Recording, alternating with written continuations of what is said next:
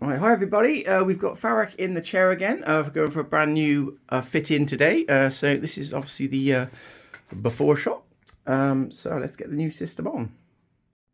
Right, so we've done a full glue attachment on Farrak's head. Just waiting for it to dry before we roll the lace into place.